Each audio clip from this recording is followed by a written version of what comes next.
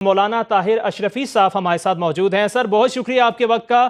اسرائیل نے ایران پر حملہ کر دیا ہے، مختلف مقامات پر نشانہ بنایا گیا ہے، تو سر یہ آنے والے فیوچر میں مسلم ممالک کے لیے کس حد تک خطرناک ہے اور پاکستان کہاں سٹینڈ کر رہا ہے، کیا کہیں گے آپ اس پر؟ بسم اللہ الرحمن الرحیم، نحمدہ ونصلی ونسلم علی رسولہ الکریم۔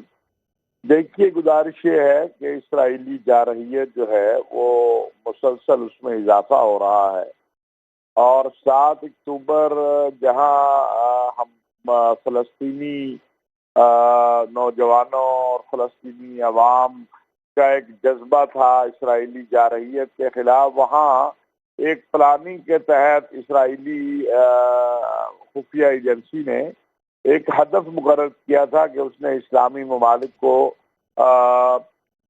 نشانہ بنانا ہے، اسلامی ممالک کے امن کو تباہ کرنا ہے۔ عرب اسلامی دنیا اور اس کے بعد جو طاقتور اسلامی ممالک ہیں وہ اس کا نشانہ ہوں گے، اور اس کے مطابق جو 7 اکتوبر 2023 کا پلان تھا اس کے مطابق اسرائیل آگے بڑھ رہا ہے۔ اس وقت اسلامی دنیا کو، مسلم ممالک کو بہت غور و فکر کرنا ہوگا، سر جوڑ کے بیٹھنا ہوگا کہ اسرائیلی جارحیت اور بربریت کا کس طرح جواب دینا ہے۔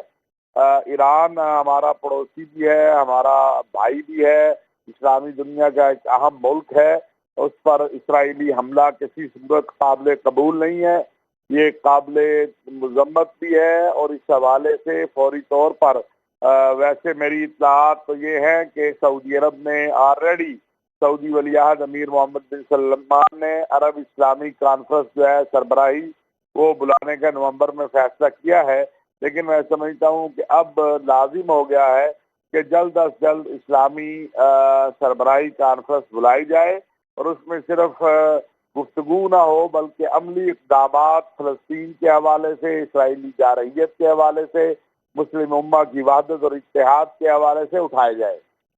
اچھا مولانا صاحب، یہ بھی بتائیے گا، جیسے آپ نے کہا ایران ہمارا پڑوسی بھی ہے، تو اس سب سچویشن میں جو ابھی چل رہی ہے پاکستان کہاں سٹینڈ کر رہا ہے؟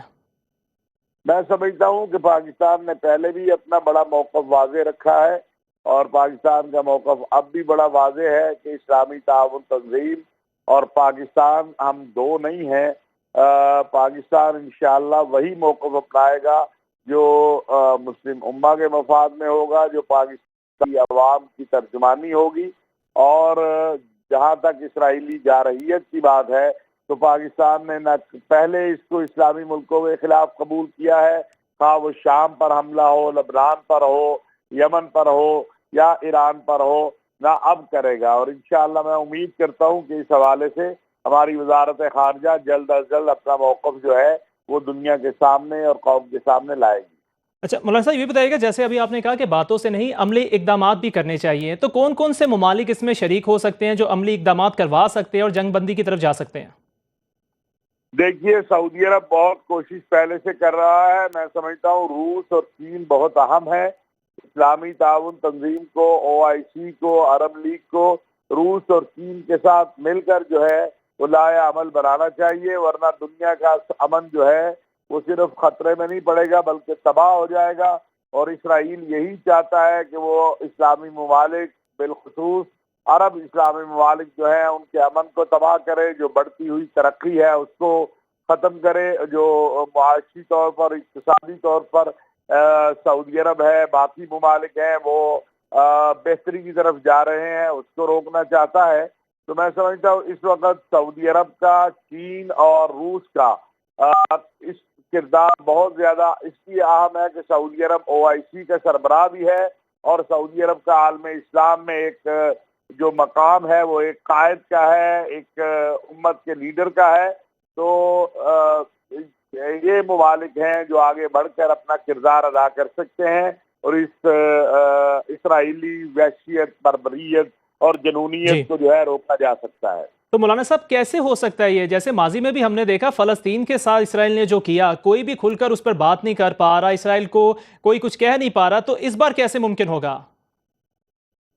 دیکھیے، کہتے ہیں حیات جرم ضعیفی کی سزا مرگ مفاجات۔ جب تک امت متحد نہیں ہوگی، اسلامی دنیا متحد نہیں ہوگی، ہمارے سربراہان یہ نہیں غور و فکر کریں گے کہ یہ جو اسرائیل تباہی کر رہا ہے ایک ایک کر کے ہر ایک کی باری ہے. آگ کا کوئی گھر نہیں ہوتا, آگ ہر کسی کے گھر کو جلاتی ہے. اسرائیل ایک پاگل اور وحشی درندہ بن چکا ہے.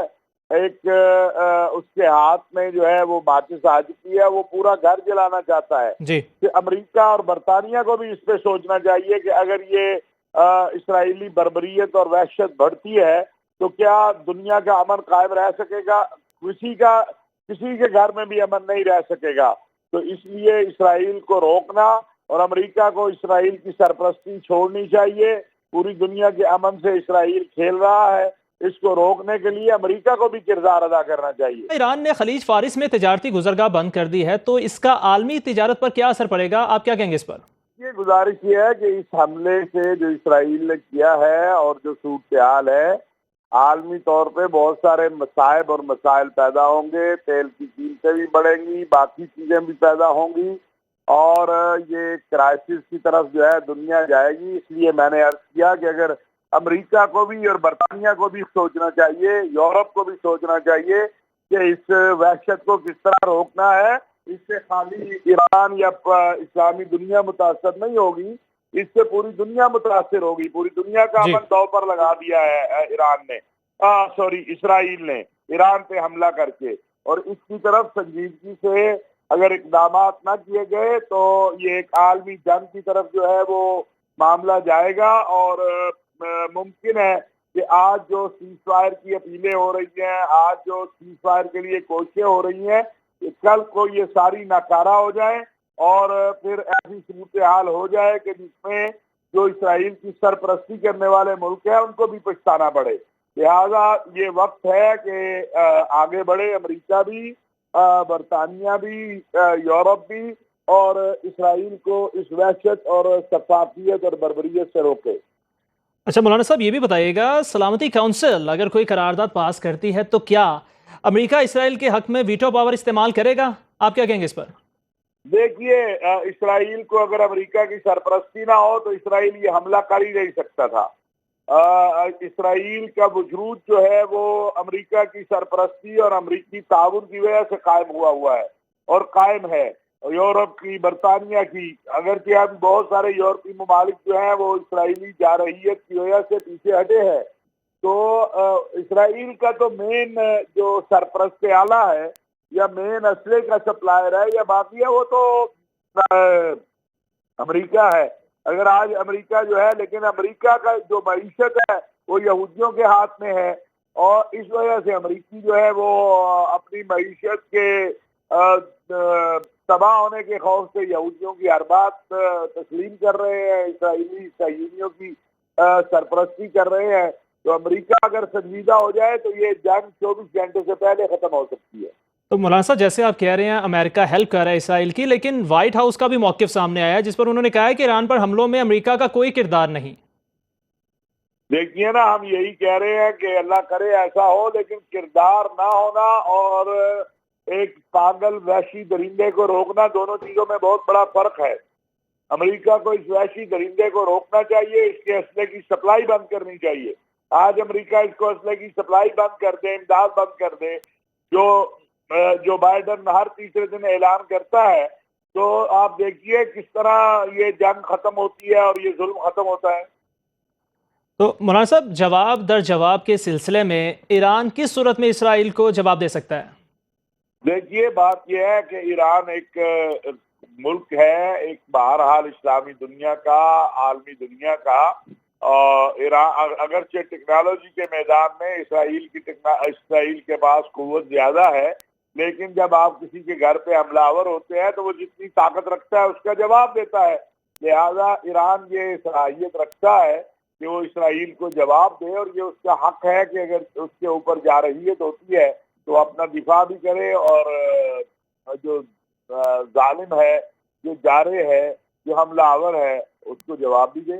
جی ٹھیک ہے، چیئرمین پاکستان علماء کونسل مولانا طاہر اشرفی صاحب نے ہمیں اپنے پوائنٹ آف ویو سے آگاہ کیا۔ اپنے ناظرین کو ایک بار پھر بتاتے چلیں کہ اسرائیل نے ایران پر حملہ کر دیا۔ تہران، شیراز، اصفہان، مشہد اور کرج میں مختلف مقامات پر بمباری کی گئی۔